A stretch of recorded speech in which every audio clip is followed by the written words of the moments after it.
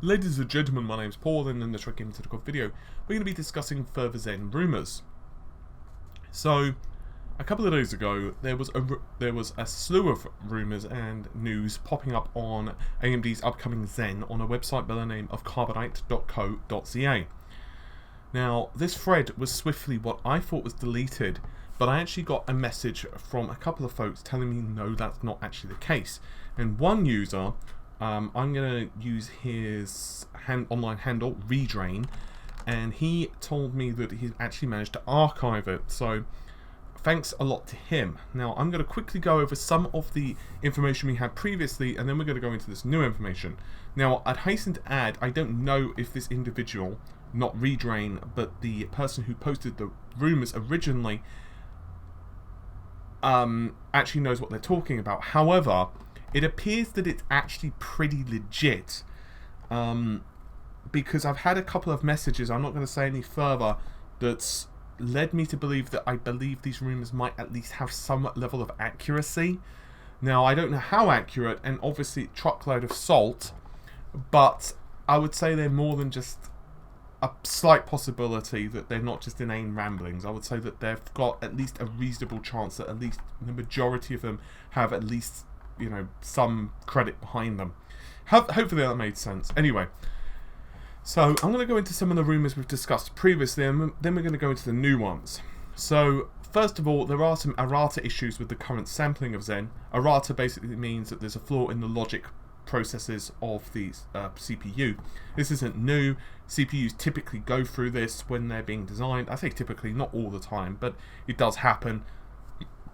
There is a fix, but it has to be done in BIOS, and that impacts the performance of the chip by about 30%. Obviously, that's not an issue when the CPU finally emerges. Back in August, the chip speed was 3.8, it can overclock to 4.2. Using liquid nitrogen, it's up to 5 GHz, but when we get final silicon, it's probably going to be a lot higher than that. The operating voltage of the chip is about 1.3 volts, but scales up to about 1.5 and AIO.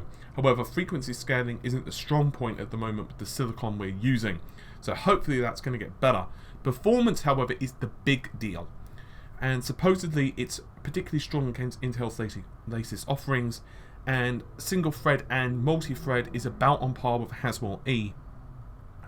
Intel does have a memory bandwidth advantage due to extra memory channels, and also the fact that the DRAM frequency is locked to just 2133 MHz because they're still working on the chip's design.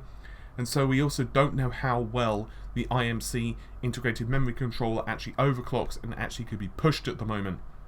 Now let's talk about the new stuff, because I think the new stuff is probably what you're more going to be wanting to actually hear right now, I can imagine. Okay, so here we go. All overclocking is done via overdrive. Now, this means you can't change any performance features in the BIOS, and interestingly, the BIOS itself is built into the CPU. This means that not only will all overclocking be done within the OS itself, but if you take the chip out of the out of the motherboard, it can take up to 30 minutes for the chip to basically forget the settings. Now that can be a bit of a pain in the ass, I imagine. Hopefully AMD do have a workaround for that, of some type of BIOS wipe. I don't necessarily know if I like that, because it basically means that only AMD can update the BIOS or microcode. The 6850K is $300, and that's the one with the 8-core 16 threads. Now, if it is $300, that is insane, because that means that that chip is roughly on par with some of Intel's most expensive offerings for the, the average user that aren't like server orientated. That is insane. You're looking at like half to a third the price, depending on the chip you're going for. That is ridiculous. So AMD are also calling the hyperthreading SMU. It's the same efficiency as Intel's hyperthreading. Hyperthreading/SMT/SMU, all the same thing. It basically means each processor core can handle 2 threads. I've discussed at length what this is multiple times over. If you need more information, you can check out my Zen processor analysis, which is available on the channel and also the website. Performance is staggering, apart from the fact that the memory is limited to just 2133 MHz. Northbridge, on the other hand, is 2400 megahertz. Performance is really good. Be it Super Pi, Cinebench, 3D Mark, its FPU performance is really good and easily matches what Intel has to offer. And there's plenty of excitement from all board vendors, so we'll have to wait and see how it pans out. And for gaming, the CPU is neck and neck with Intel, supposedly, even with low resolution where CPU bound. In other words, where the CPU is really the only thing that's needed to push the frames. Now, I can imagine a lot of this stuff is pretty accurate. Performance being pretty good. The performance stuff, I imagine, is pretty accurate, given the fact that we've seen some benches with, you know, Cinebench and whatever else. I'm sorry, Blender, not Cinebench, and it is about on par with Intel. I'm not so sure about the pricing, because if that's accurate, $300, that is nuts.